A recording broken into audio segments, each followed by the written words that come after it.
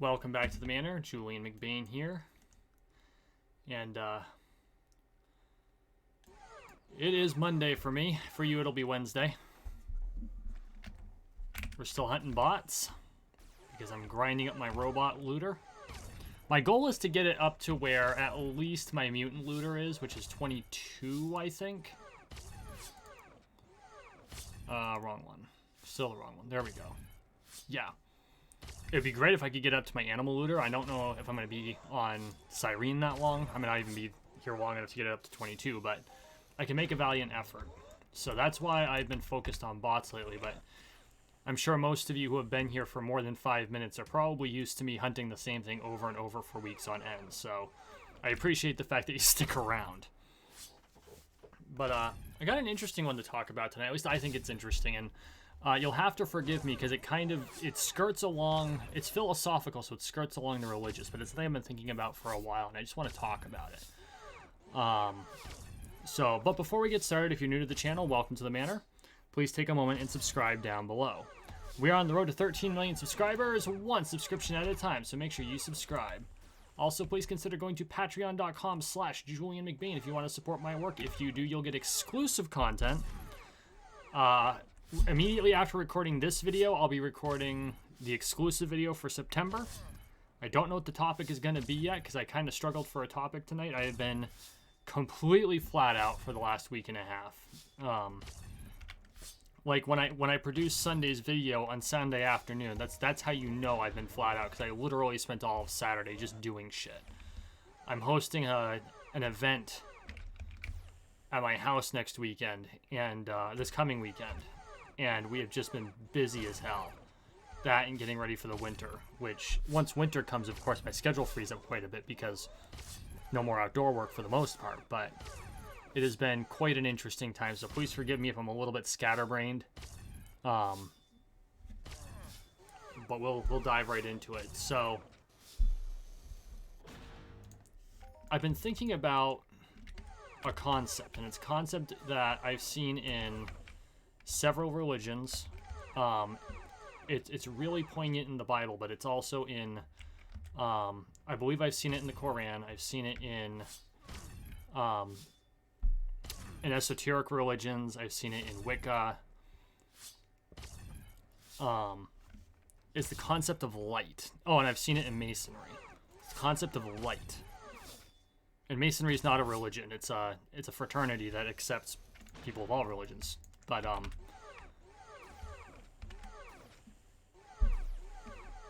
But anyway, the concept of light. And I've been thinking about this for a couple of months now, actually. And it's a really interesting concept. We encapsulate so much into light. I mean, for most of us on a day-to-day basis, when we think of light, it's click, look, I can see. Or, oh, the sun's out, it's in the sky.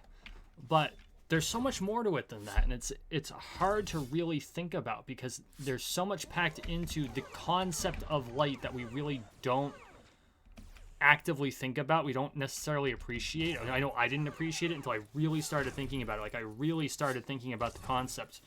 I had been listening to a lecture series on the psychological significance of Genesis, and it really kind of sparked it in my head, and I went back to my Masonic teachings and all the things I learned there, and I noticed how important it was there too. And that's the only glimmer you're going to get out of me there. Go read The Idiot's Guide to Masonry, so that's all been vetted. Or you can, of course, become a Mason yourself, or a member of the Order of the Eastern Star. Anyway, the idea of light packs a lot into it. It's such a robust concept. It's such a metaphor that we can just I think I could think about that, just light as a concept, for 30 years and only scratch the surface of what the meaning of it is to human beings.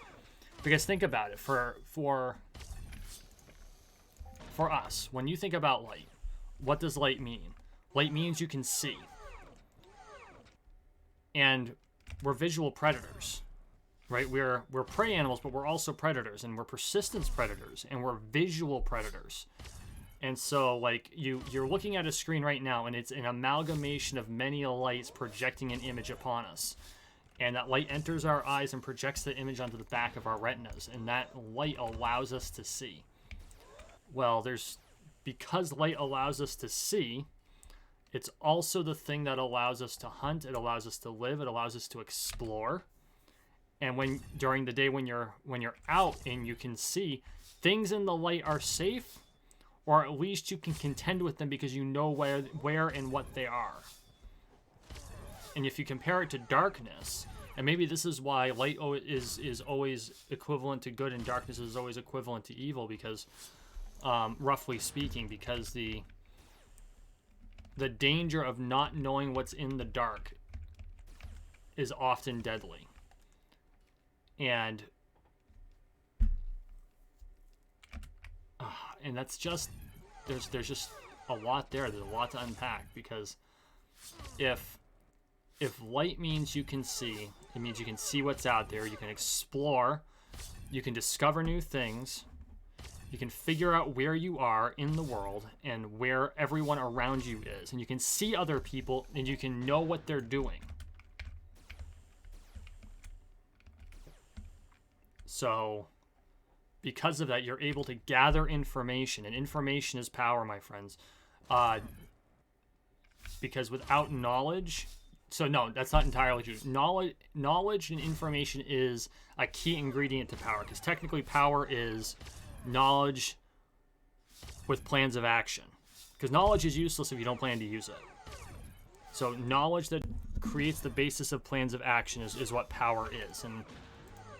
And so having things brought into the light is like learning about things, and I know that in a lot of places the light represents knowledge. It's not just the ability to see and explore and things. It represents raw knowledge.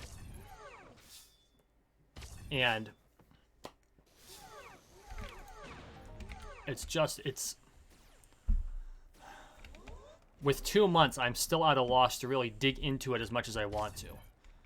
Because I feel like there's so much there. There's so much to unpack. There's so much that we need to figure out about this one word. We have packed so much into this one word. And I think that light as a concept can be estimated to be truth. Because truth is always in the light. Truth is always in the light. Lies are done in darkness. It's very hard to hide a lie if everything is exposed, because when things are lit up, they're generally exposed, or you have to hide them under something, in which case they're technically in the dark.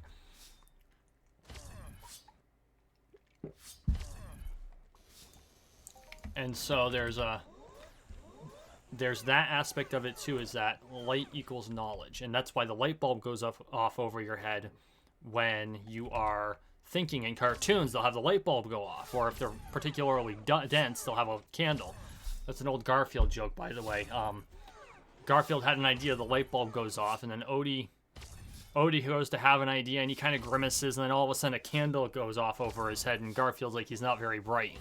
I mean, that's a pretty good approximation of the character of Odie. You know, he's kind of dense, or I don't think he's as dumb as they portray Odie as dumb, but he's not. He's just happy all the time. And he's optimistic, whereas Garfield's a cat, and, you know, cats by their very nature are cynical creatures. You know, dogs understand humans are part of their pack and part of their family, and are not dogs, but they're still part of the pack, because dogs can integrate non-canine members into their packs as part of their family. And it's not just dogs. They've adopted cats. They've adopted, I think, spider monkey. Like mother dogs will adopt literally anything if you give them the chance. And cats, on the other hand, cats that live in a house generally just think you're really a really terrible cat. Like, they can conceptualize that you're not a cat, but they're like, dude, you're like the worst cat ever. But Odie, if you watched or read Garfield, Odie had a lot of cunning. You know, he'd play dumb all the time, and Garfield would constantly pick on him, and then every once in a while,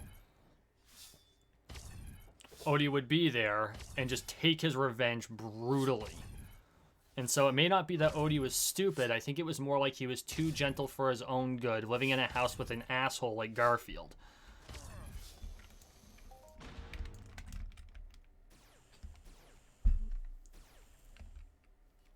But it's that light bulb. It's the idea. And I have this conceptualization of, so in M theory or in string theory, there's 10 dimensions, and there's some argument over it. Some say there's 11, some say there's more than that. For the sake of this video, we'll say that the world is a 10-dimensional construct, not artificial construct, but constructed in a 10-dimensional way, and that all things that happen are vibrations along a 10-dimensional string. That's string theory, basically boiled down to a two-sentence explanation. And it's if you want to give yourself a headache and just marvel at the wonders of what our universe could be, go read about string theory or M theory on Wikipedia, and it's really basic on Wikipedia. But even there, they really lay it out. Like, the formulas and everything are right there. And if you want to spend the next 2 years reading Wikipedia, you can go down a rabbit hole there that's so long that you'll just lose yourself. But it is... So if everything's a 10-dimensional string, there's... I think I've been thinking about it, and I got the idea from an anime. And I think there was some truth to it. I think that they keyed in on something, and they used it. But I think that where they got it from came from a place that was much more accurate than they even possibly conceptual. Or maybe they did, because maybe, you'd be surprised how smart animators are. If you go back and look at Futurama, there was like, among the animators, there's like 15 master's and PhD level degrees there. So animators aren't necessarily stupid. And they've got to get good storylines, so they're generally really intelligent about it. So it made me think about it, and it's like, okay, what if one of those 10 dimensions, so we know the 4 basic dimensions that we all operate in without question, and that's length, width, depth, time, right? And then I know there's arguments about it, but for the sake of this argument, let's just say that gravity is the 5th dimension. We don't know if gravity is a dimension or what the actual source of gravity is. We just know that it's associated with mass, and we don't know why. We don't know shit about gravity. So let's call that the 5th dimension. Well, what if one of the other 5 dimensions is this thing called the idea? And the idea is a mental landscape where all ideas are formed, which is why sometimes people in different areas can have the same idea on their independently at the same time or at similar times, or why you and your friends might actually get the same idea at the same time when seeing the same reference. What if there was a dimension of existence called the idea?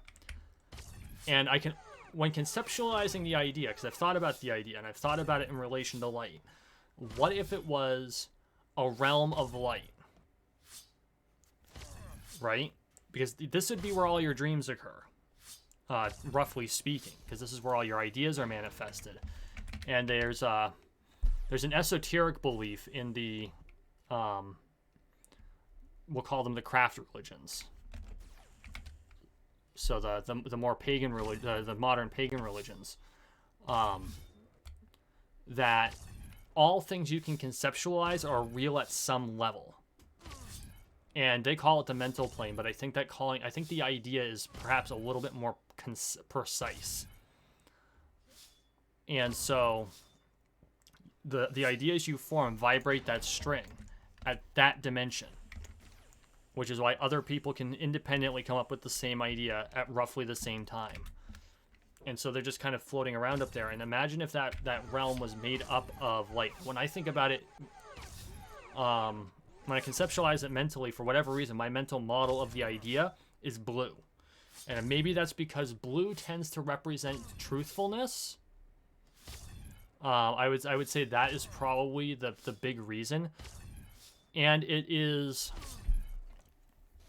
is a high vibration light spectrum of visible light. So maybe that's why I conceptualize it as blue. Blue is also calming, and people tend to think best when they are calm. So maybe that's it as well. So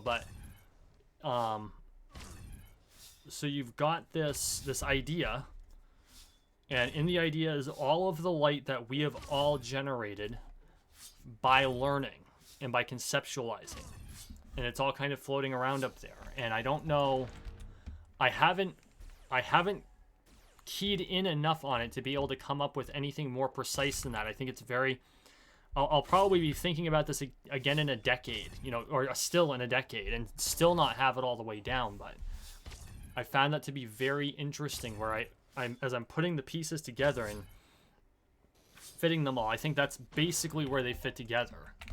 Is the idea of light was meant to encapsulate, so I'm going to go Petersonian here for a minute. So explore territory, knowledge, order, the idea,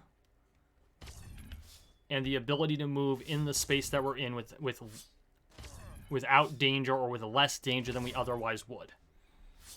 So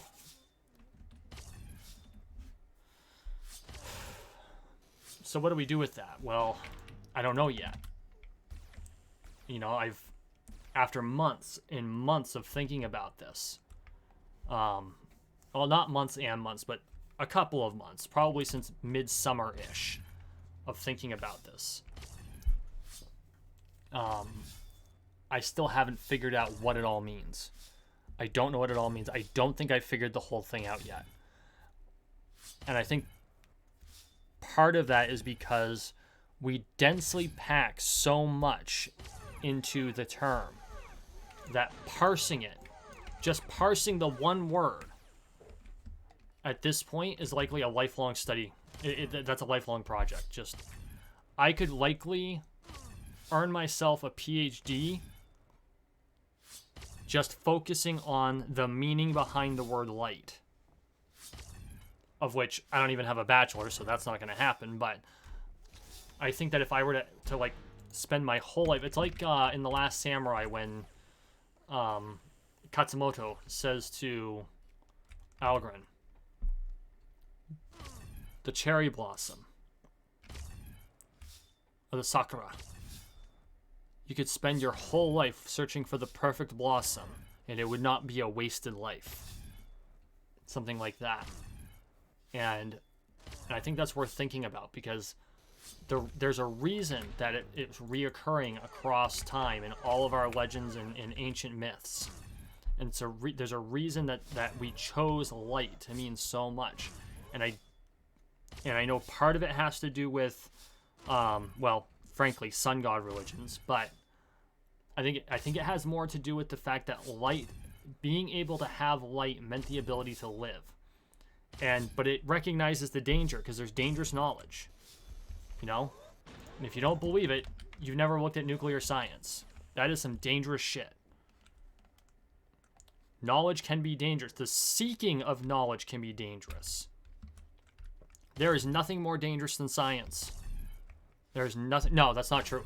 The only thing more dangerous than science is absolute ignorance, because science doesn't know when to stop. This is perfectly encapsulated in Jurassic Park. Like, they nailed it. They nailed it when Ian Malcolm said, you were so busy. I'm going to paraphrase you. You were so busy thinking about if you could, you never stopped to think about if you should. And the number of scientific experiments that have been done that have been horrific in scope are innumerable. Eugenics programs in Germany and in the Soviet Union, and in America. The CIA had a program where they literally mind wiped someone through mental programming. There was a documentary on it on the History Channel back before they went through their 10 years of nothing but Hitler phase. Maybe it was Discovery. No, I think it was the History Channel, because they were doing a documentary on the CIA. If I could remember the name of that documentary, I would. but I distinctly recall because this woman is leading her life, has no clue who she used to be. It was basically forced amnesia. And yes, that is a scientific experiment, whether you want to think it is or not. Science isn't always beneficial. And seeking knowledge is not always good. Because sometimes people go about it in the worst possible ways. But anyway, we need to understand knowledge and the light in order to, and the term light, in order to really be able to know what our limits are. And I think that that's why, well, the International Baccalaureate program has a whole thing on theory of knowledge. And if I remember correctly, I'm going to quickly look this up again.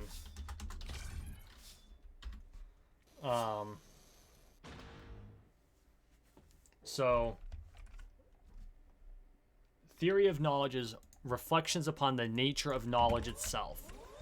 And that's the same as reflecting on the nature of light. That's basically theory of knowledge, theory of light. It's the same thing.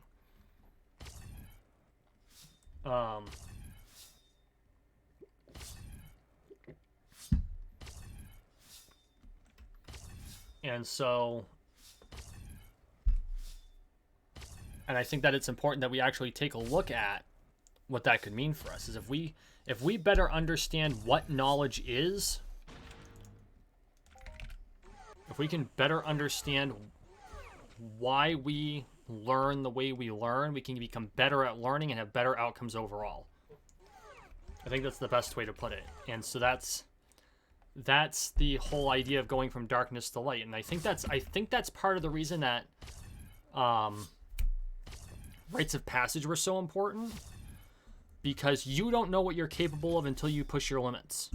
And you are loath to push your limits. We all are. I know I am. I've only done it a handful of times, really, pushed my limits. And you don't know what you're capable of doing until you're forced to do it. And I think that that's part of what these rites of passage were trying to do, is to teach you knowledge about yourself, to bring you from childhood to adulthood, from darkness to light, so that you really understood what you're capable of. Because they almost all had some form of challenge. Now, for some traditions, they'd be rituals and allegory. There might be the walking of a labyrinth. You might have to, in some of the more ancient cultures, you might have to go out and hunt something successfully, something dangerous like a boar, right? Which is actually something I really want to do. It may sound strange, but I want to actually try to spear hunt a boar. And if you're like, well, why would you want to do that? Well, for a number of reasons. One, boars are incredibly dangerous. They're as dangerous as bears.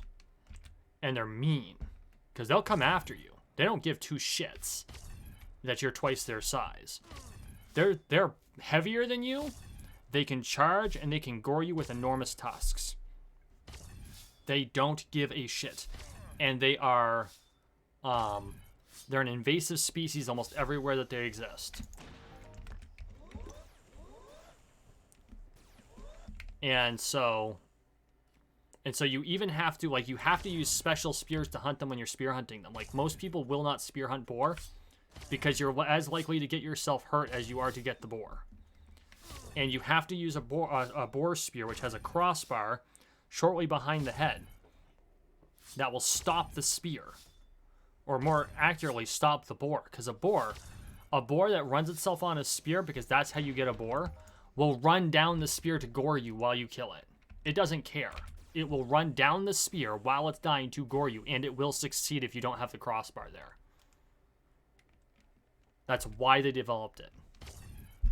And that used to be, things like that were rites of passage. You had to put dinner on the table if there was a rite of passage, or you didn't get to go home.